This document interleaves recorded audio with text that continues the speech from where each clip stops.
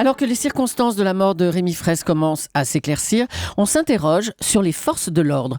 Sont-elles trop armées, mal formées? C'est la question qui fâche de 7h15 sur Europe 1. Pour y répondre, je reçois le criminologue Alain Boer. Bonjour. Bonjour. Est-il normal, Alain Boer, que des gendarmes envoient des grenades offensives dans lesquelles on trouve de la TNT, de l'explosif, sur des manifestants? Est-ce que c'est quelque chose qui est normal ou qui est déjà choquant? Bon, d'abord, je rappelle qu'on est en phase plutôt de désescalade. D'abord, on tirait à balles réelles sur les manifestants. Ensuite, on les a chargés avec des sabres. Oui. Non, mais voilà d'où on vient. Le maintien de l'ordre était une opération militaire. Elle est devenue une opération policière.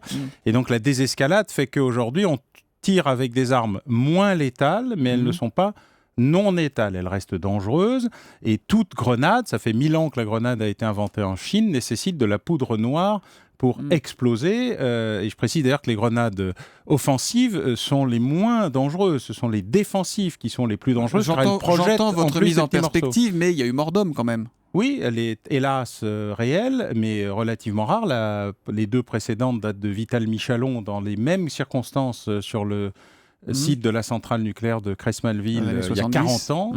Il y a eu beaucoup de mains arrachées par des gens qui essayent de renvoyer les grenades. Donc comme je le dis, elles sont dangereuses, mais pour l'instant, ce sont les moins dangereuses des armes utilisées par les forces de l'ordre lorsqu'elles sont en situation de se défendre ou de disperser une manifestation. Là, évidemment, il faut être très prudent, il faut attendre les conclusions de l'enquête, mais jusqu'à preuve du contraire, il n'y avait pas d'armes en face, il n'y avait pas de coups en face des policiers. Est-ce qu'ils avaient besoin d'utiliser des armes létales ? Je ne sais pas, si vous recevez une cocktail Molotov sur la figure, vous auriez peut-être un point de vue différent. Moi, je suis pour la désescalade complète, c'est-à-dire le fait que les manifestants, comme les policiers et les gendarmes, soient de moins en moins armés pour arriver à des modes de confrontation beaucoup plus pacifiques. Mais comme la plupart y compris des gens qui sont présents sur le site, du côté des opposants l'indiquent, il y a plusieurs sortes d'opposants, des gens qui sont plutôt dans la défense passive, qui s'opposent mais qui ne se battent pas, et d'autres qui sont beaucoup plus actifs. Oui, il y a souvent des excités en face des forces de l'ordre, c'est jamais facile. Radicalisés, mais certains ne sont pas excités, mais ils le font parce que c'est leur mode de confrontation avec l'État et les institutions depuis les Black Blocs de Seattle jusqu'à aujourd'hui. Donc il y a plusieurs catégories de manifestants. Des gendarmes mobiles ou des CRS, c'est de rester calme, de maîtriser la situation. Oui, bien sûr, c'est exactement ce qu'on attend d'eux et c'est exactement ce qui aurait dû se passer. Mais dans le cas précis, il n'y a pas eu de tir tendu, d'après ce qu'on sait. Ce sont plutôt des tirs en cloche, c'est-à-dire conformes à la réglementation. Il n'y a pas eu d'autres blessés ni d'autres machins. Et il semblerait que les circonstances fassent que la grenade en question soit tombée juste entre le corps et le sac du manifestant, ce qui est une des circonstances les plus imprévisibles possibles. C'est un peu la faute à pas de chance. Je crains que ça fasse partie de ça, même si la mort d'un individu, c'est jamais la faute à pas de chance, c'est la faute à quelqu'un. Et dans ce cas précis, c'est la faute à la confrontation et à la violence qui a été exercée et la violence, entre guillemets, légitime qui a été émise. Je ne sais pas si vous avez vu une vidéo diffusée par nos confrères de BFM TV. On voit un échange entre des manifestants dans une caravane et un gendarme. Il leur demande de sortir. Eux ne veulent pas. Du coup, c'est calme, et il envoie une grenade dont on ne connaît pas la nature exacte dans la caravane. Est-ce que ça, c'est normal ? Non. Ça, c'est clairement pas normal et l'inspection de la gendarmerie devrait s'en saisir, de même que les services judiciaires, car ça fait l'objet de ce qui est strictement et totalement interdit.